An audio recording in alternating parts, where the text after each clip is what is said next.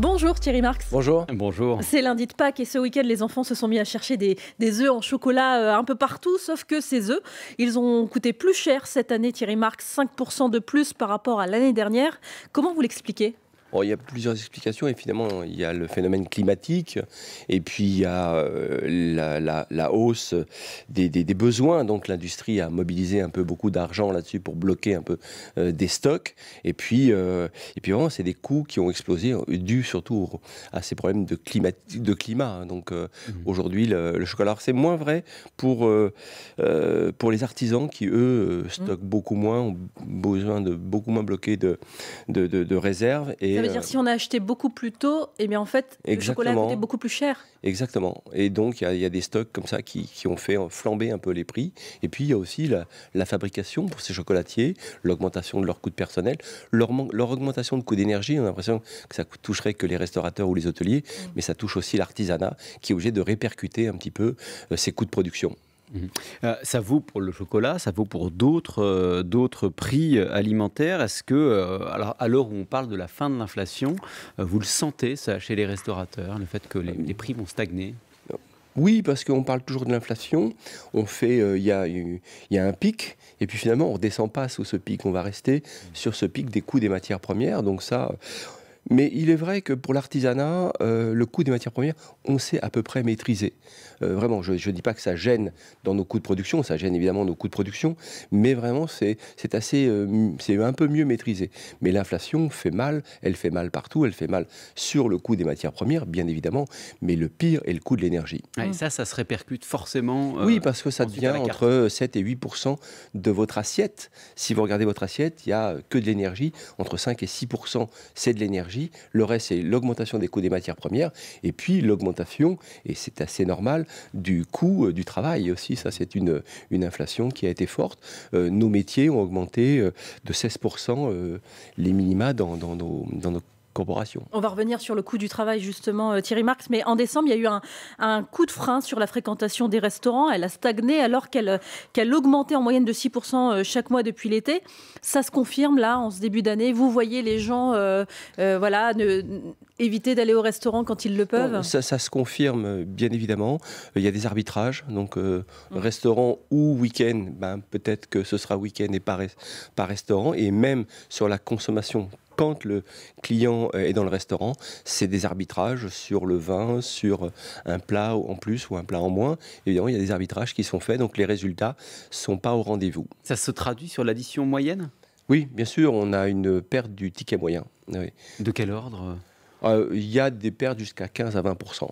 Depuis la fin de l'année dernière. Exactement. Et il ne faut pas oublier que déjà à la fin de l'année dernière, c'était 7600 entreprises qui ont fermé, qui étaient déjà en grande difficulté, certes, mais qui ont mis la clé sous la porte. Et là encore aujourd'hui, avec cette inflation qui diminue, vous avez encore des restaurateurs qui vous appellent et qui vous disent on est dans le rouge, là, on n'arrive pas à s'en sortir malgré Il y a énormément de restaurateurs et d'hôteliers qui nous appellent en disant oui, on est dans le rouge, et surtout on a brûlé notre trésorerie. C'est-à-dire qu'on a tellement payé sur l'énergie que notre trésorerie n'est plus là. Donc le moindre écart, la moindre turbulence fait que l'entreprise est dans le rouge. Et ça, c'est inquiétant. C'est inquiétant parce que on voit pas le bout du tunnel. Et vous ne pouvez pas vraiment compter sur les pouvoirs publics en ce moment parce que l'ambiance n'est pas vraiment à distribuer des aides.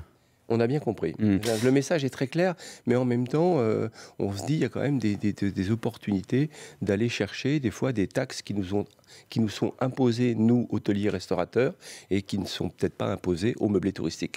Il y a un sujet de débat sur lequel il faut qu'on vienne. Il n'y aura finalement pas d'obligation de mentionner si un plat est fait maison ou bien issu d'un fournisseur industriel dans un restaurant. Et alors, il faut que vous nous expliquiez, Thierry Marx, parce que vous étiez contre, et on a un peu de mal à comprendre pourquoi. On a le sentiment que c'est plutôt une bonne chose pour le client, pour le consommateur, d'ailleurs, d'être transparent. Je vais vous répondre. D'abord, on va arrêter de dire Thierry Marx. Thierry Marx est pour le fait maison. Ça fait 40 ans que je défends le fait du guide Michelin et de différents guides qui m'ont soutenu dans ma démarche. Tiraillé, je vais vous répondre clairement. On est pour le fait maison, bien évidemment, dans une loi cadre, écoutez-moi bien.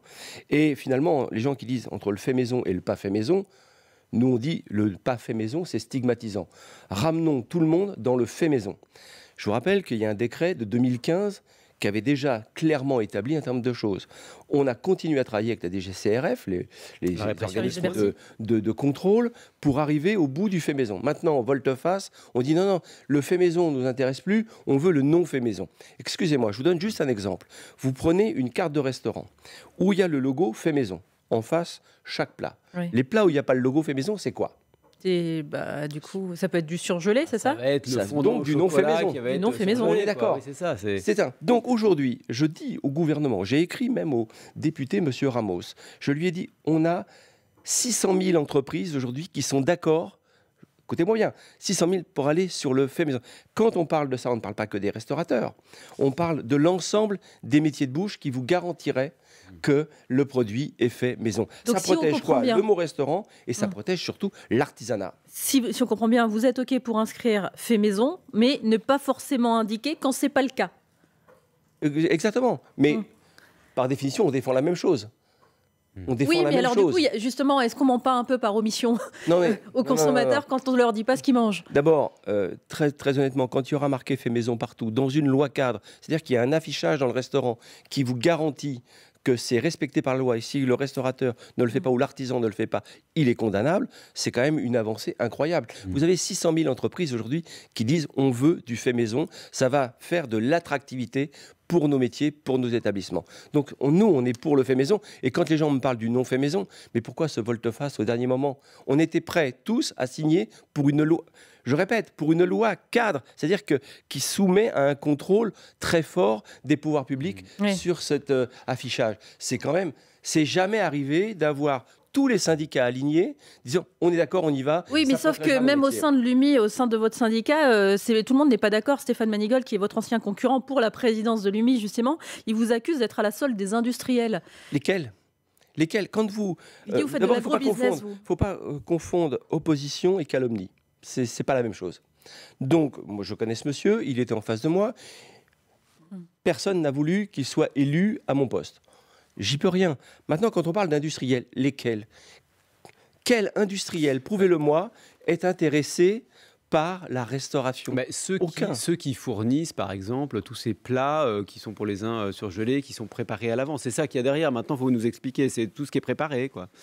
D'accord. Mais si vous avez un logo fait maison dans une loi cadre, vous protégez le consommateur. D'un côté comme de l'autre. L'obligation d'inscription du fait maison va obliger...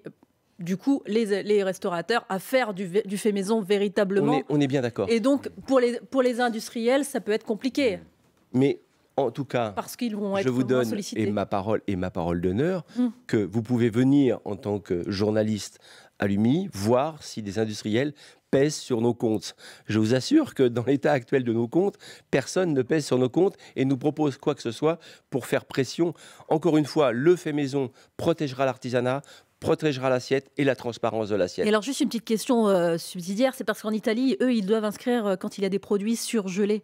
Là-dessus aussi, vous êtes contre ? Mais non, pas du tout. Entièrement d'accord pour défendre le fait maison dans une loi cadre. Et ce qui me gêne un peu là-dedans, c'est d'abord, ce volte-face.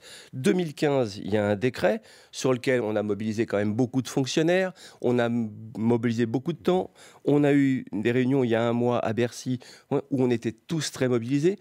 Et enfin, on a aligné tous les syndicats, mais pas simplement les syndicats de l'hôtellerie-restauration, y compris les syndicats qui représentent l'artisanat. C'est quand même énorme, Thierry Marx, vous êtes avec nous jusqu'à 9h sur France Info. On va laisser passer le fil info, on va parler des problèmes de recrutement. Juste après, pour le moment, il est 8h42. Mathilde Romagnan. À partir d'aujourd'hui, afficher votre vignette d'assurance sur votre pare-brise n'est plus obligatoire. Plus besoin non plus de garder l'attestation d'assurance dans le véhicule, mais il est toujours obligatoire d'être assuré. Les forces de l'ordre pourront le contrôler grâce à votre plaque d'immatriculation. Une centaine de gendarmes déployés aujourd'hui au Haut-Vernay. Le hameau des Alpes de Haute-Provence est bouclé toute la semaine après la découverte d'ossements portant l'ADN d'Émile. Le petit garçon de 2 ans et demi avait disparu en juillet juillet dernier. Légalisation à partir d'aujourd'hui du cannabis récréatif en Allemagne. La vente sera faite par des associations à but non lucratif. C'est le 3e pays européen à le faire, après le Luxembourg et Malte. Le département de l'Indre-et-Loire toujours en vigilance rouge pour risque de crue. Le pic était attendu dans la nuit. 10 départements sont désormais en vigilance orange, eux, face à la montée des eaux, dans le sud-ouest, le centre et dans la région PACA. France Info. Le 8-30 France Info, Jérôme Chapuis, Salia Braclia. Et nous sommes toujours avec le chef étoilé Thierry Marx, président de l'UMI, l'Union des métiers de l'hôtellerie et de la restauration. 200 000 postes vacants dans votre secteur, 200 000 postes. Une entreprise sur 2 a des problèmes de recrutement. Est-ce que c'est parce que vous payez trop mal ? Non, d'abord, on fait partie des professions qui avons augmenté les salaires, 16%, c'est quand même pas rien. Nous l'avons fait à la sortie du Covid, dans une posture dans laquelle on n'était pas... Non, je pense que les problèmes de recrutement sont liés d'abord à une démographie qui va s'accélérer. 2027, c'est le pic du déclin démographique en France, c'est ce que l'on dit. Et puis, il y a aussi le problème de logement, et puis de s'interroger sur le fond. Pourquoi le travail n'émancipe plus depuis 40 ans en France ? Là aussi, il y a un sujet, la taxation du travail. Vous savez, quand on donne 200 € ou 100 € à un collaborateur, finalement, nous, ça nous coûtera 300 quasiment, et lui, il en percevra 40. Alors, donc, à un moment donné, les problèmes les uns la valeur après les travail. autres. Commençons donc d'abord par les 16% d'augmentation dont vous parliez. Dans le même temps, il y a eu plus de 20% d'inflation alimentaire. Est-ce que c'était suffisant ? Est-ce que le pouvoir d'achat dans votre secteur n'a pas un peu diminué ? Alors, je vais vous répondre, je vais vous donner un chiffre tout bête. 100 000 € de chiffre d'affaires, vous voyez ce que ça représente pour un petit cafetier. 100 000 € de chiffre d'affaires, il lui reste 2 000 € à la fin du mois. Donc Net. sur cette base-là, il n'est pas possible il n'a pas de partage de la valeur d'augmenter, possible. Voilà. Donc à un moment donné, aujourd'hui, le revenu d'un restaurateur, il est des fois pas suffisant pour pouvoir permettre, l'augmentation de l'énergie, l'augmentation des coûts matières premières, plus l'augmentation des salaires. À un moment donné, il faut regarder dans le détail. Je pense qu'on n'est pas sur un problème conjoncturel, on est sur un problème structurel de nos sociétés. Aujourd'hui, énormément de mécanismes ne fonctionnent plus. Et quand je pense au mécanisme du coût du travail, il y a une dérégulation là-dessus. Quand vous voyez qu'il s'installe une ubérisation du travail, eh bien, il faut s'interroger pourquoi la personne qui travaille veut percevoir son salaire brut pour pouvoir jouir de son salaire brut et ne plus rentrer dans un modèle qui soit lié à l'entreprise. Quand vous parlez d'ubérisation, c'est que ceux qui étaient salariés se mettent maintenant à leur compte en statut d'auto-entrepreneur pour ne pas dépendre d'un employeur. Pour ne pas dépendre d'un employeur, pour planifier aussi leur vie, mais aussi se dire, eh bien, avec mon salaire brut, je vais opérer comme je veux mon budget. Et là, il y a un sujet de fond sur le fait que quelqu'un, quand il va rentrer dans notre métier, va être environ entre 1 800 et 2 000 €. Pourquoi il lui reste 1 400 €? On peut lui expliquer que c'est la solidarité nationale et que ça fonctionne comme ça. Oui. Mais très aujourd'hui, ça ne lui permet pas de se loger. Ça ne lui permet pas la mobilité, et le 10 du mois, il est à découvert. En fait, vous dites comme Bruno Le Maire... Je finis le propos là-dessus, c'est que ça ne concerne pas que les métiers de l'hôtellerie-restauration. Ouais. C'est ça qu'il faut se dire. C'est qu'à un moment donné, on a un problème structurel et pas conjoncturel. Ça concerne le bâtiment, ça concerne toutes les industries, ça concerne le monde de la santé. Et à chaque fois, on m'interroge, et c'est normal, je suis le président de l'UMI, sur uniquement le phénomène qui serait lié à l'hôtellerie-restauration. Mais c'est général. Donc à un moment donné, il faut élever le débat et de s'interroger pourquoi les mécanismes ne fonctionnent plus. Vous dites comme Bruno Le Maire, en fait, le ministre de l'économie, l'écart entre le salaire brut et le salaire net est trop grand maintenant. Il faut assumer de le rétrécir, quitte à mettre de côté des cotisations qui, justement, alimentent notre système de solidarité, notre système social. Encore une fois, je le redis, et je ne reprends pas les propos de monsieur, du ministre, mais la voiture-balai du SMIC, c'est un sujet. Aujourd'hui, beaucoup de gens, cette voiture, le SMIC qui augmente très bien, mais ramène des personnes qui disent, mais attendez, moi je suis un ouvrier qualifié, pourquoi je me retrouve au SMIC? Donc ça, c'est un sujet. Vous constatez ça, la smicardisation de vos employés. Oui, bien sûr. À un moment donné, il ne faut pas avoir peur des mots, il faut juste avoir un débat apaisé pour se dire, on avait un modèle qui fonctionnait dans le XXe siècle, qui commençait très sérieusement à se déréguler. On est dans le 21e, qu'est-ce qu'on fait? Et on l'a vu avec cette crise de l'agriculture. Justement, qu'est-ce qu'on fait? On enlève par exemple, il y avait l'idée... pardon, selon Bruno Le Maire, encore une fois, puisqu'il a écrit un livre en ce sens, est-ce qu'il faut par exemple baisser des points de la CSG et pour permettre de relier le brut au net? Entre les organismes syndicaux salariés, les organismes syndicaux professionnels et l'État, il faut élever le débat et de se dire quelle société on veut pour dans 10 ans. C'est pas le sujet. Sinon, on va vivre que des crises successives. Regardez l'agriculture. On s'est dit, bon, on va faire des lois Egalim. On répond à des crises par des placebos, finalement. À un moment donné, c'est quoi le problème? Il faut projeter. Il faut à un moment donné que cette société se mette en capacité de faire des forecasts, faire des prévisions pour mettre les étapes en phase. Et vous faites partie de ceux qui disent que le système social est trop généreux en France ou pas? Ah non. D'accord. Non. Parce qu'il faut le financer. Mais voilà, encore une fois, je ne dis pas que... Moi, je vois 2 millions de gens à l'aide alimentaire, je vois énormément de gens qui sont dans des minima sociaux qui sont insupportables. Je ne veux pas aller... Je dis... Il faut projeter, il faut élever le débat. Si on fait que des rhétoriques, et ce que je suis en train de faire, pardon, mais que des rhétoriques de plateau, eh bien, ça ne sert à rien. Il faut élever le débat et être en capacité de projeter le modèle de société que nous voulons. Il y a des sujets dont vous parlez, enfin, parmi les sujets, il y a le problème du logement. Vous disiez que le coût du logement a fortement augmenté. Ça vous empêche de recruter dans les zones touristiques? Complètement, c'est-à-dire qu'aujourd'hui, la dérégulation totale du logement en France, une raréfaction, l'arrivée de ces meublés touristiques, que je ne conteste pas, elles sont là, et aujourd'hui, quand vous êtes en zone... mais en même temps, vous représentez les métiers de l'hôtellerie, et ça vous pose quelques problèmes. Donc je pourrais même en débattre là-dessus, mais aujourd'hui, le meublé touristique, évidemment, est venu télescoper le logement saisonnier, et aujourd'hui, il n'y a plus de logement saisonnier. Nous avons passé à l'UMI des accords avec des organismes comme Action Logement, pour aller regarder un petit peu ce qu'il y a comme immeuble à rénover pour pouvoir loger nos saisonniers. Il y a une nouvelle forme de saisonnalité aussi, des gens qui s'intéressent de travailler que de façon saisonnière, et on a là aussi besoin de les loger. Mais en tout cas, c'est un vrai sujet, et c'est télescopé évidemment par une dérégulation totale de notre société. En attendant, on entendait ce matin sur France Info, à la mairie de Honfleur, par exemple, en Normandie, petite ville touristique, on loge les saisonniers dans l'internat de l'école cet été. C'est un placebo typiquement? Oui, c'est pas durable. C'est pas durable. Clairement, c'est un placebo. Il faut réfléchir là aussi à la construction de logements sociaux, parce que nous avons besoin de logements saisonniers. Encore une fois, je réponds, nous l'avons fait avec Action Logement pour récupérer des choses que ne pourrait pas financer une ville pour qu'on puisse les remettre sur le marché. Parce qu'encore une fois, quand on parle de saisonniers, on ne parle pas simplement de nos personnels de service ou notre personnel de cuisine. Il y a toutes les saisonniers de l'agriculture, il y a les saisonniers du monde de la pêche, les saisonniers du bâtiment, qui ont besoin aussi de se loger. Aujourd'hui, c'est un vrai sujet et on y travaille. Et encore une fois, ça ne se fera pas sur 2 saisons. Il y a eu une belle avancée d'ailleurs grâce à la ministre Olivia Grégoire sur la loi qu'elle a fait passer, la réglementation qu'elle a fait passer l'année dernière, mais il faut aller plus loin. Encore une fois, c'est une question de regard sur du long terme et pas sur du court terme. Thierry Marx, on vous retrouve juste après le fil info, il est 8h50, Mathilde Romagnan. Une centaine de gendarmes déployés aujourd'hui au Haut-Vernay. Le hameau des Alpes de Haute-Provence est bouclé toute la semaine après la découverte d'ossements portant l'ADN d'Émile. Le petit garçon de 2 ans et demi avait disparu en juillet dernier. Dès aujourd'hui, la consommation de cannabis à usage récréatif personnel est autorisée en Allemagne. Il sera vendu par des associations à but non lucratif. L'Allemagne est le 3e pays européen à le faire après Malte et le Luxembourg. La France attend de la Chine qu'elle passe des messages très clairs à la Russie face à la guerre en Ukraine. Le ministre français des Affaires étrangères l'a dit aujourd'hui en déplacement à Pékin. La Chine est l'allié le plus proche de Moscou. Le tennisman italien Jannik Sinner devient aujourd'hui le nouveau numéro 2 mondial après avoir remporté hier le tournoi de Miami aux États-Unis. Il prend la place de l'Espagnol Carlos Alcaraz. France Info. Le 8-30 France Info, Jérôme Chapuis, Salia Braclia.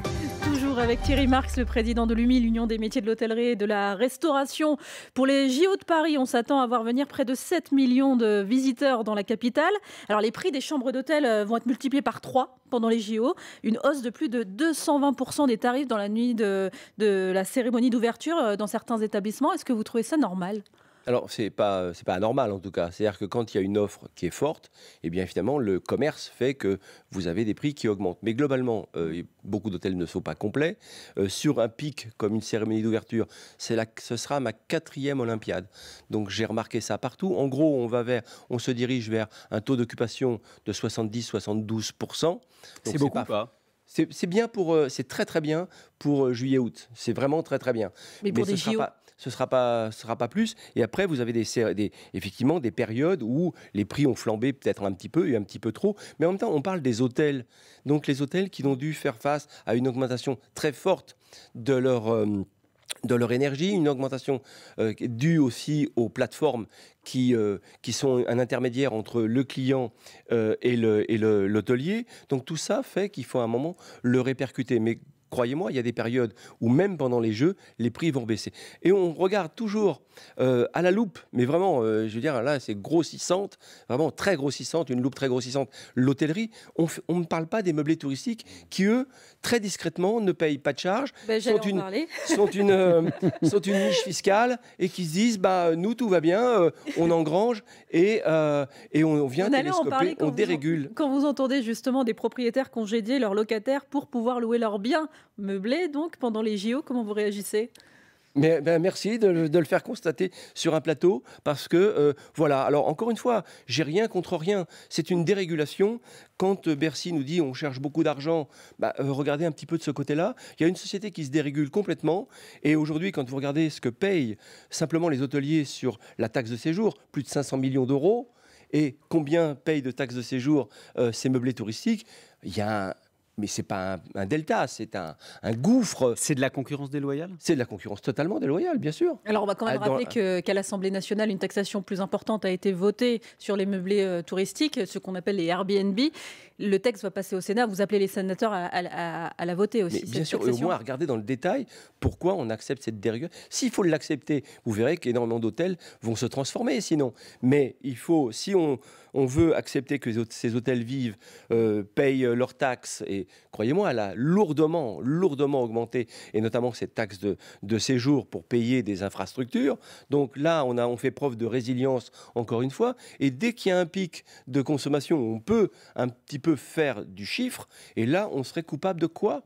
Donc, à un moment donné, il faut regarder les choses avec un petit peu de hauteur et de se mettre à se dire, il y a peut-être une dérégulation du système qui est trop importante aujourd'hui. Thierry Marx, je reparle de main-d'œuvre pour les Jeux Olympiques à Paris. On y est, le compte est bon en termes de main-d'œuvre dans les hôtels et les restaurants ? Non, il nous manque encore des collaborateurs. Quand vous annoncez des périodes où on est en tension, là on sera en tension même sur Paris. D'habitude, on est un peu moins en tension parce que le marché est un peu décroissant sur juillet-août, et c'est normal dans une ville comme Paris ou d'autres grandes villes. Mais globalement, là, pour la période des Jeux, il nous manque encore des personnels. Combien ? J'ai pas le chiffre exact, mais on est toujours, comme on a parlé de 200 000 postes à pourvoir sur l'ensemble de la France. Aujourd'hui, l'ensemble de la France est en manque. Donc, pensez bien que Paris, c'est la même chose. Et vous allez libérer un nouveau poste en plus parce que vous avez annoncé votre départ du mandarin oriental après 14 ans de bons et loyaux services. Pourquoi vous partez ? Pourquoi je pars ? Parce que d'abord 14 ans c'est beaucoup, et puis je suis parti en 2023 parce que j'ai adoré cette compagnie. J'ai travaillé sur la zone France bien sûr et sur la zone Asie, donc c'était une vraie rencontre avec des personnes qui à l'époque pilotaient ce groupe. J'ai une pensée pour eux à chaque fois, mais qui ne sont plus dans le groupe, hein. Ils ont quitté le groupe pour la limite d'âge ou d'autres raisons, et donc voilà, je me retrouvais plus dans ce petit noyau assez fort qui était une des valeurs que je partageais avec les dirigeants de l'époque. Vous voulez vous focaliser sur votre restaurant au Nord ? Oui, au Nord, parce que c'est un restaurant qui est dans une économie, dans une entreprise à mission, qui aboutit à ces 10 écoles d'inclusion et d'insertion que nous avons montées. Et puis, la grande chance pour nous, c'est d'avoir été reconnu cette année au Guide Michelin. Donc, ça aide beaucoup dans notre action de regarder un petit peu les croissances d'entreprise autrement, des croissances qu'on sait mesurer avec des normes de mesure d'entreprise, mais aussi mesurer son impact social et son impact environnemental. Et vous avez déjà un label bleu blanc cœur qui définit ce qu'est un bon produit, son impact social, environnemental, nutritionnel. C'est une manière de soutenir les agriculteurs dont on parlait. Mais c'est surtout une super manière, évidemment, de soutenir l'agriculture. Je rappelle que c'est pas une industrie. J'ai vu que j'étais attaqué sur un plateau en me disant il est payé par un industriel. Non, c'est un label où je suis totalement bénévole. Ça fait 20 ans, plus que ça, 24 ans que ce label existe. Et en même temps, il part d'un constat assez simple. Qualité des sols, donc pas d'intrants, qualité de la plante, bien-être animal, et on s'aperçoit que ça nourrit correctement l'homme. Tout ça, un bon produit pour tous.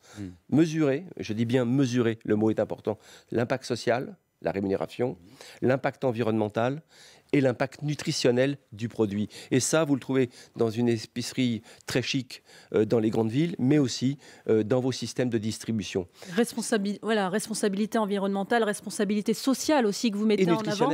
Parce que c'est pour ça que vous allez ouvrir une école à Marseille pour former de grands chefs des personnes éloignées de l'emploi au métier de bouche, de l'hôtellerie et de la restauration. Alors il est vrai que nous avons 10 écoles d'inclusion professionnelle, d'insertion professionnelle pour des personnes qui des fois étaient éloignées d'un projet métier. Oui. Et puis on s'est dit il y a quelques années, il faut aussi former les futurs managers et les futurs chefs d'entreprise à se dire, eh bien, je suis capable de mesurer les résultats économiques de mon entreprise, sa croissance, mais il faut développer l'idée de la croissance en conscience. Donc, vous avez les outils de mesure économiques, mais aussi les outils de mesure de l'impact social, environnemental. Et c'est une manière de motiver les jeunes dont on a vu qu'il n'était pas facile de les recruter en ce moment. Alors, il n'est pas facile de les recruter, c'est vrai, mais il est très facile parce qu'ils n'ont finalement pas besoin de notre motivation. Ils sont motivés. D'ailleurs, on refuse du monde dans nos formations parce que ces jeunes gens se disent « Non, c'est comme ça que j'entrevois de faire ma boîte à moi ». Merci beaucoup Thierry Marx, président de l'Union des métiers et des industries de l'hôtellerie, d'avoir été ce matin dans le 8-30 de France Info. Je vais vous laisser en compagnie de Salia Braclia, le programme des informés dans 5 minutes. Salia. On change totalement de sujet. La France en économie de guerre, c'est la volonté du gouvernement face au contexte géopolitique. Qu'est-ce que ça veut dire? Comment y parvenir? Et puis l'Allemagne a choisi la légalisation, là où la France préfère la répression. Je parle du cannabis. Pourquoi cette différence d'approche? Quels risques et quels résultats pour les deux politiques? On en parle dans un instant avec Bérangère Bonte et les informés. À tout de suite sur France Info.